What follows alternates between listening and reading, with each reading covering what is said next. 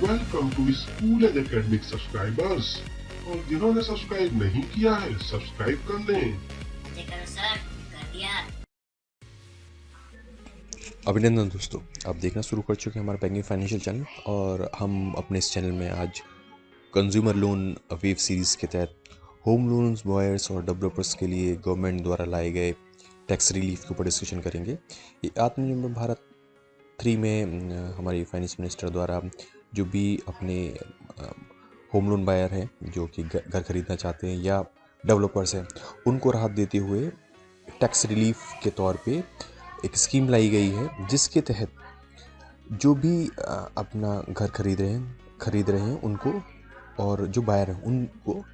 कुछ रिलीफ दिए गए हैं। हम आज उसके ऊपर डिस्कशन करेंगे। अगर कोई प्रॉपर्टी जिसकी वैल्यू 2 करोड़ है, अप टू 2 करोड़ तक के होम लोन्स के लिए, अगर आज के डेट में अगर आपने देखा होगा कोविड के बाद में जो सर्किलेट है और जो वैल्यू है घरों की, उसमें डिफरेंस आ गया है।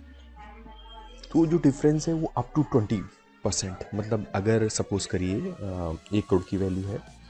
और अगर वहाँ पे सर्किल रेट सपोज 1 करोड़ का है और अगर उसकी वैल्यू मार्केट में 80 है, तो जो 20 का मतलब 20%, मतलब 20 लाख रुपए का जो डिफरेंस है, पहले क्या था कि वो डिफरेंस पे आपको टैक्स पे करना पड़ता था और उस वजह से आप सर्किल रेट से नीचे स्टैम्प ड्यूटी नहीं पे कर सकते थे। तो अगर उस सब से देखते हुए जो टैक्स में रिलीफ दिया है गवर्नमेंट ने बोला कि अप टू 20% का डिफरेंस है तो कोई टैक्स पे नहीं करना पड़ेगा, सर्कुलेट आप उसी हिसाब से दीजिए। और जो ये सहूलियत है, क्योंकि अभी बहुत सारे इंडिया के क्षेत्रों में जहाँ पर जिन्होंने डेवलपर्स ने अपनी प्रॉपर्टीज़ बना के खड़ी कर दी हैं पर उसकी कोई बायर नहीं है, और इस कोविड की पीरियड में जो रियल बायर्स हैं उनकी संख्या वैसे भी कम हो गई है, तो उसको प्रोत्साहन देते हुए, मतलब जो प्रॉपर्टीज़ बनी खड़ी हुई हैं जिनकी बायर नहीं, जो बायर्स पोस्टपोन कर रहे हैं, उसको देखते हुए गवर्नमेंट ने ये स्कीम जारी की है। और ये स्कीम 30 जून 2021 तक के लिए एप्लीकेबल है कि अगर सर्किलेट और एग्रीमेंट वैल्यू, मतलब सर्किलेट से वैल्यू निकालने में और एग्रीमेंट से वैल्यू निकालने के बीच में अगर 20% तक का डिफरेंस है तो उसमें कोई टैक्स नहीं देना, वो टैक्स रिलीफ मिलेगा और स्टैम्प जो ड्यूटी है वो भी उसी से अकॉर्डिंगली पे करनी होगी। तो ये जो स्कीम है ये IT एक्ट के तहत 56/2X में बायर्स को रिलीफ मिलेगा, और दूसरा जो अंडर सेक्शन 43CA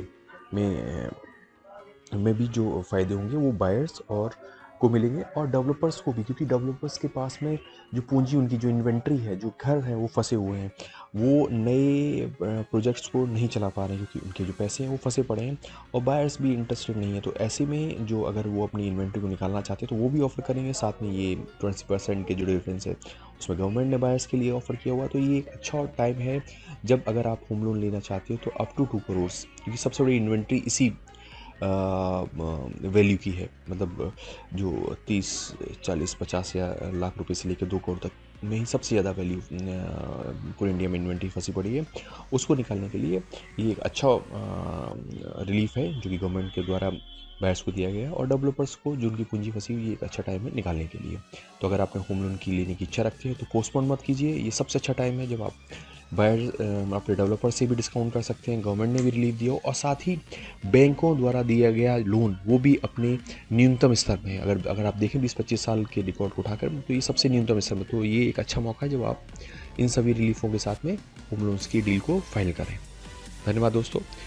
अगर आपको कोई सजेशन है, फीडबैक है तो अवश्य दें और आप इस चैनल को सब्सक्राइब करना ना भूलें।